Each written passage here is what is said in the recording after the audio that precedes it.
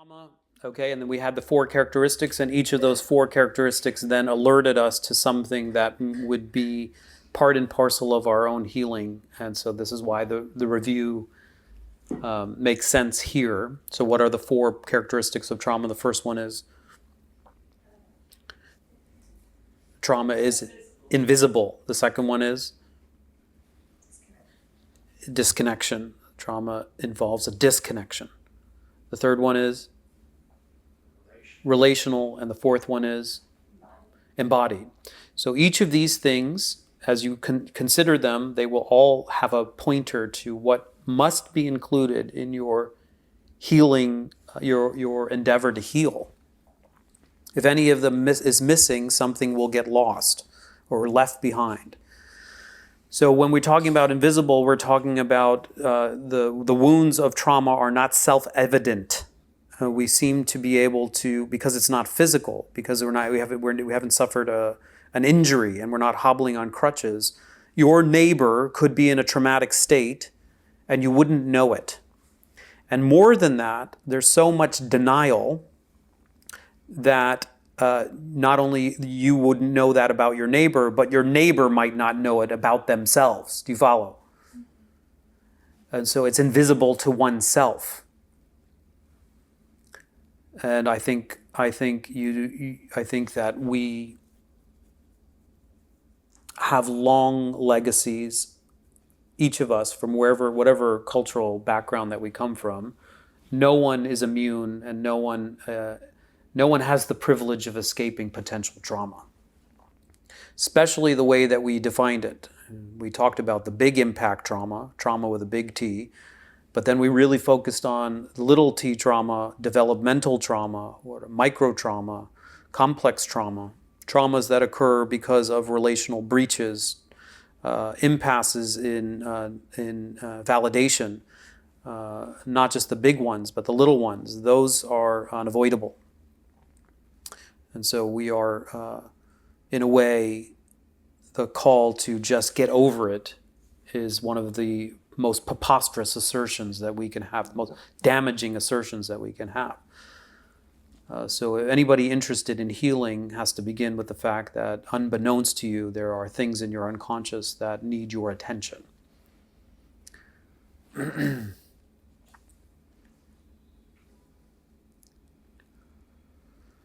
I'll spare the cultural critique because I think we kind of covered it a little bit, but it could demand a whole couple of hours. Maybe Heather and I can do a little riff on the cultural critique, why it is that Geshe Tenzin Zopa might not totally appreciate just how much trauma Western culture has, and certainly where the impasse is with the techniques and the delivery of the Tibetan cultural curriculum. Why it may not be sufficient for us. That there may be very specific time and place cultural needs that we have. So that's why I think it's important that we did this entire course. So trauma is invisible, so do make a firm commitment to rendering what might be invisible visible. This is part of your spiritual aspiration. Second one was disconnection. Okay, we talked about the major disconnection from spirit, but disconnection can also be disconnection from the body, disconnection from others, disconnection between brain hemispheres, disconnection between top and down of the individual. Everywhere you look at it, a disconnection with your emotions, all in the service of what? Protection. So again, every time we talk about this, the level of judgment is an obstacle. Every judgment that you assail yourself or another with prevents you from getting to the level where we need to be. Disconnection. So then healing is really about what? Connection, right? Healing is about connection. We may get to it tonight, but the real word that Dan Siegel likes to use instead of healing, he likes to use which word? Integration. And how does he define integration? He defines integration in the following way. That respective pieces is not the right word. Parts of a system specialize themselves and then link or connect to other parts of the organism or system. This is what he defines as integration. It includes two parts, the specialization and the linkage.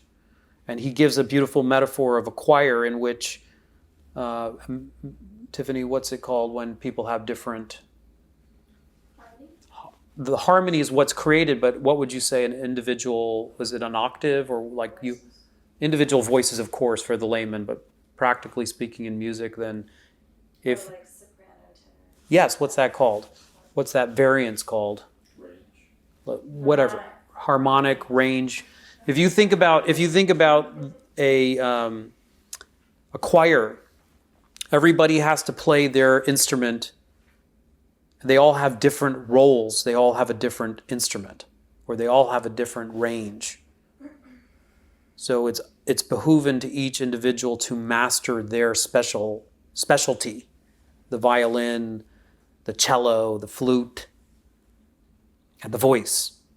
But then when they come together after specializing, then the whole thing has a harmony to it. And the same with the body and the organs, like the liver is not the kidney, and the liver has to do what the kidney can't do. The right and the left brain, the cortex, the limbic system, and the brainstem do different things. The vagus nerve all do different things. So when they're allowed to be and do what they need to do and then contribute to the greater whole through a linkage, then you get integration. And so if we get to Dan Siegel's 9 levels or 9 domains of integration, which Lainey has put together a beautiful graphic for, you'll see this is about specialization and linkages in these 9 different areas. Those are, we would consider all those, effectively we would say that those are all ways of healing. So if I don't get to it, I'm saying it now, look at that beautiful graphic and the 9 domains of integration, and each one of those, whether it be left and right, top and down, self and other and culture, past and future, they have to be specialized, i.e. respected, and connected. That would be the relational one, and then the embodied one is if you're working neck up, you're not healing. If there's still denial, you're not making progress. If it's a solo act, you're stuck. You follow? And if it's still in the shadow, beware. Because if it's still in the shadow, what you don't deal with will deal with you.